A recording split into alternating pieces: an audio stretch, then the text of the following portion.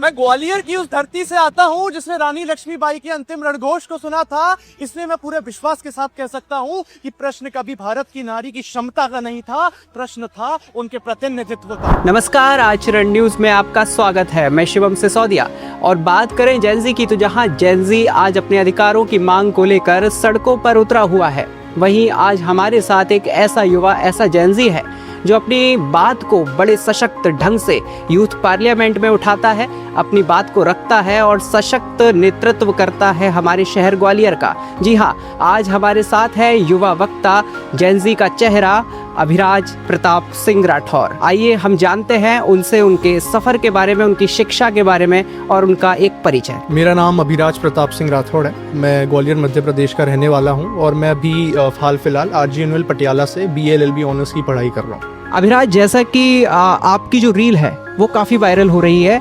अध्यक्ष के रूप में उपस्थित जो कि उप मुख्यमंत्री हैं दिया कुमारी जी, जिनके समक्ष आपने महिलाओं के नेतृत्व को लेके बात की, आपने वुमेन एम्पावरमेंट को लेके बात की, वुमेन एंटरप्रेन्योरशिप को लेके बात की, तो महिलाओं की उस उपस्थिति को लेके जिसकी रील काफ़ी वायरल हो रही है, आप क्या कहना चाहेंगे? देखिए, सबसे पहले तो यूथ पार्लियामेंट्स में हमें पहले टॉपिक्स दिए जाते हैं अलॉट करने को, तो काफ़ी अलग अलग टॉपिक्स थे, जैसे digital broadcasting bill, caste census और वुमेन रिप्रेजेंटेशन, LGBTQ कम्युनिटी। तो हमें एक ऑप्शन दिया जाता है सर्वे के रूप में सिलेक्ट करने का। तो जब वो ऑप्शन आया तो मैंने देखा सबसे कम वुमेन रिप्रेजेंटेशन को सिलेक्ट किया गया है। तो पहले मैंने कुछ और टॉपिक सिलेक्ट करा था, बट इसकी कम सपोर्ट देखते हुए मैंने कहा कि नहीं, मैं वुमेन रिजर्वेशन पर ही करूँगा, आप मेरा टॉपिक चेंज करिए।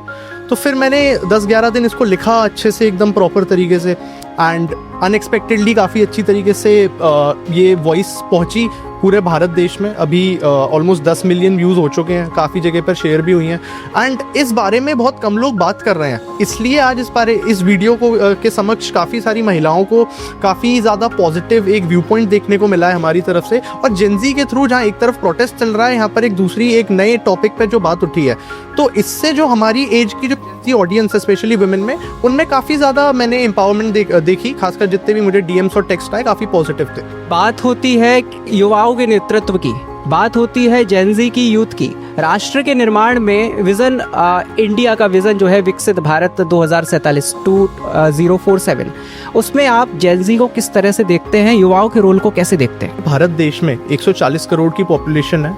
हम काफ़ी सारी कंट्रीज़ को पीछे छोड़ चुके हैं, जापान को इकोनॉमी में भी पीछे छोड़ दिया। तो अगर आप एक कंपैरेटिव एनालिसिस करेंगे तो इसमें जो मेन मेजॉरिटी है वो जेनजी की ही है। आज के समय में डिजिटल मीडिया हो, यूट्यूब हो, इंस्टाग्राम हो, हर जगह पे जो जेनजी यूट्यूब क्रिएटर्स हैं वही भारत का नाम रोशन कर रहे हैं अभी हर जगह जाकर। हालांकि अगर आप अभी रिक्रूटमेंट्स देखेंगे तो जेनजीज की काफ़ी ज़्यादा बढ़ गई हैं, क्योंकि उनका टैलेंट सरकार भी पहचान रही है that they are capable of it. और हाल फिलहाल अभी आप देख रहे हैं भारत देश में क्या चल रहा है, तो this is a clear example that Gen Zs voice matter. और इस तरीके से देश में बिना जेनजी की आवाज़ को उठाए देश आगे नहीं बढ़ सकता। यूथ के बीच में आप देखें कि युवाओं में जो आपका रील है वो भी काफ़ी लोकप्रिय हो रहा है, आप अपनी बात इतनी सशक्त तरीके से रखते हैं। तो मैं ये पूछना चाहूँगा कि आपका भी जो है फ्यूचर को लेकर विज़न होगा राष्ट्र के प्रति। अभिराज प्रताप सिंह का क्या विज़न है आखिर? देखिए, अभी हाल फिलहाल मैं BA LLB ऑनर्स की पढ़ाई कर रहा हूँ, लॉ मेकिंग में काम करना चाहता हूँ।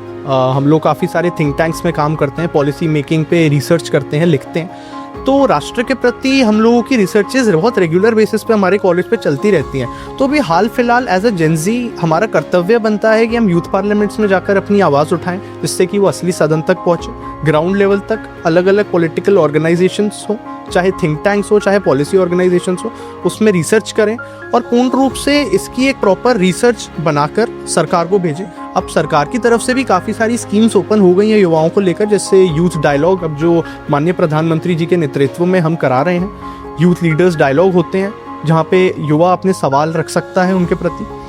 और उसी के साथ साथ एक मेल सिस्टम जो कि भारत सरकार लेकर आई है सिर्फ स्टूडेंट्स के लिए, कि वो अपनी क्वेरीज को एक प्रॉपर ड्राफ्ट बनाकर लिखकर सरकार को भेजें।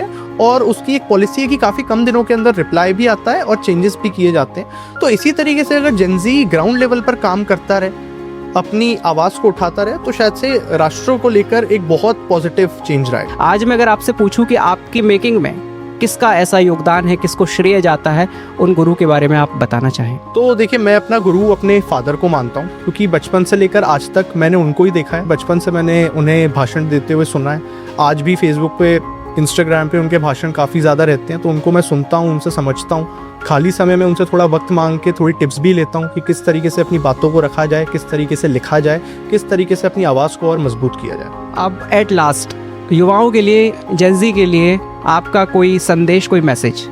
सभी युवाओं और जेंजी को मेरा एक ही संदेश है कि आपकी आवाज़ की एक वैल्यू है, तो आप लोग उस वैल्यू को समझें और अपनी आवाज़ को सही तरीके से सदन के सामने, सरकार के सामने और देश के सामने दिखाएं, क्योंकि आने वाला कल आपका है। पॉपुलेशन में भी आप लोग बहुत आगे हैं, तो समय आ चुका है कि इस चीज़ का एक अच्छे चीज़ के लिए इस्तेमाल किया जाए और देश को आगे बढ़ाया। Thank you so much Abhiraj. मैं शिवम सिसोदिया, बने रहे आचरण न्यूज़ के साथ। देश दुनिया की सभी खबरें देखने के लिए जुड़े रहिए आचरण न्यूज से। आचरण न्यूज, हर कदम आपके साथ।